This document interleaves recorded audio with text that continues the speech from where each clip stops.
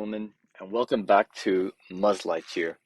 Today's video, we're going to be talking about the one rule you need to follow in crypto. Now, something that we've seen recently in the past couple of years in bull markets is that there's always a narrative that starts to build up about something. There was a narrative about layer ones. There was a narrative about layer twos. There's a narrative about GameFi, a narrative about metaverse. I personally fell prey to a narrative about Olympus DAO. There was a narrative about Luna, Terra Luna, and UST. And what we've seen is that you don't necessarily need to have the best tech. Whoever tells the best story wins. And sometimes you just need to follow that narrative in crypto. And that's the one rule. And if you can follow this rule for the right time, the right period, you could do very well for yourself. But that's the problem. It's tricky to know when the right time is. But the reason that the narrative works so well is that as human beings, we're emotional creatures. We like to think that we're rational and we think, through things when we make our decisions. But honestly, a lot of our decisions are emotionally based, and then we justify it and rationalize it after the fact. It's for the same reason that we know politicians lie. And we know that a lot of times the press will call them out. I don't want to start, getting political and naming a former ex-US president, but a lot of politicians know it doesn't matter if they lie. They understand that reason isn't as effective as playing on people's emotions. And a lie that makes a voter feel good is more effective than 100 rational arguments, even when the voter knows that the lie is a lie. So if you're, perplexed at how society can tolerate politicians who lie so blatantly, then it's because you're thinking of people as rational beings. And we can see this crossover in investing. We can see it crossover in crypto. You know, it's for the same reason that Elizabeth Holmes and Theranos were able to raise so much money, and WeWork were able to raise so much money as well. There's a reason that, Tesla is as popular as it is. So it's important that you realize that if your view of the world is that people use reason for their important decisions, then you're going to be setting yourself up for a life of frustration and confusion.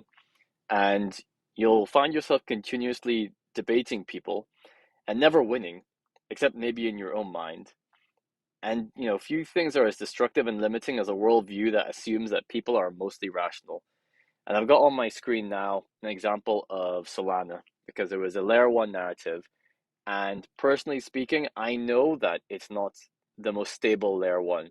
I know that they have outages. I know that there's a lot of FUD with regards to different VCs and how much of the Solana tokens were allocated to them. But that's not to say that it doesn't have a place in the ecosystem. It's not there to be the most decentralized like Ethereum.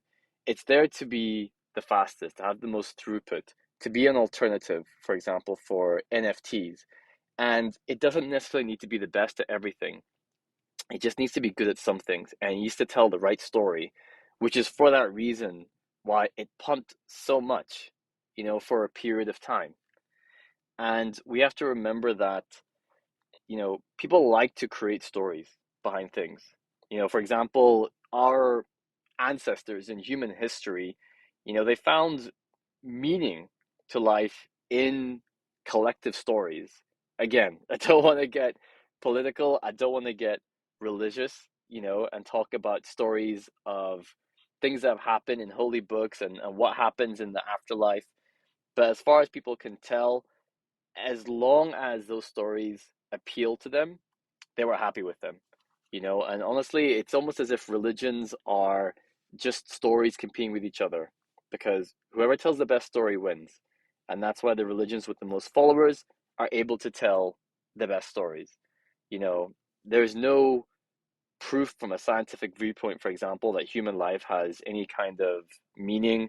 It does seem as though for a lot of people, humans are the outcome of a blind evolutionary process that operates without any kind of goal or purpose, and our actions are not it's, part of some kind of divine cosmic plan, because if planet Earth were to blow up tomorrow morning, the universe will probably keep going about its business as usual. It was here before we were here, it'll likely be here afterwards. Hence, any meaning that people ascribe to things is in their mind. And that narrative and those stories applies in tokens. Like I mentioned before, whether it's metaverse, whether it's GameFi, whether it's layer ones, whether it's a new reserve currency, whether it's Bitcoin, they all work to help people make decisions, and you may think to yourself, okay, I think a lot clearer than this.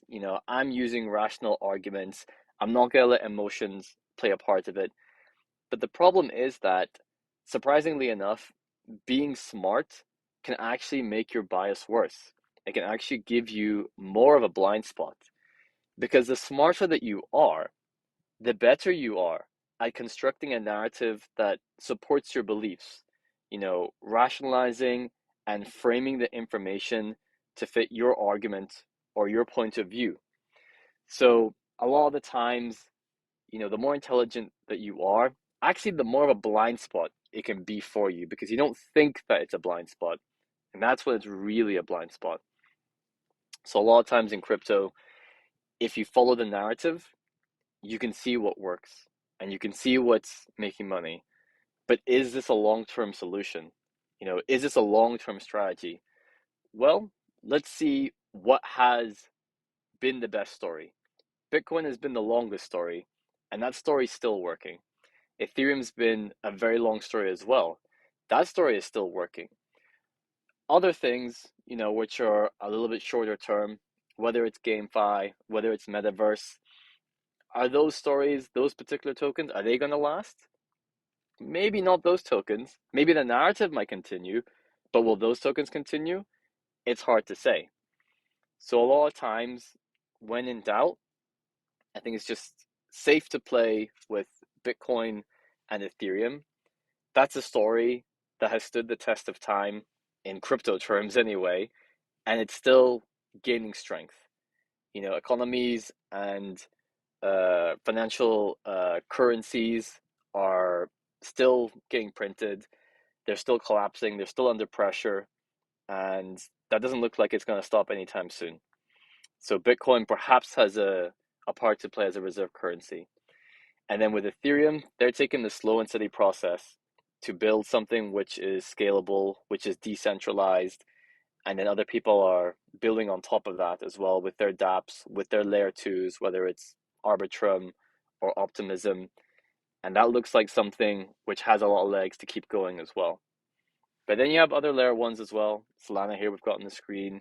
Avalanche is another one that I keep a close eye on as well.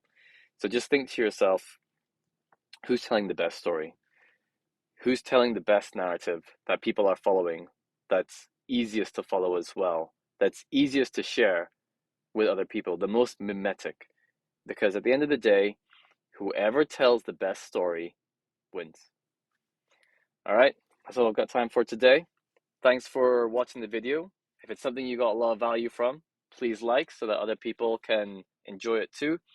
And if you'd like more investing and crypto wisdom like this, please subscribe to the channel. We got more videos coming out like this. All right, I'll catch you next time, folks.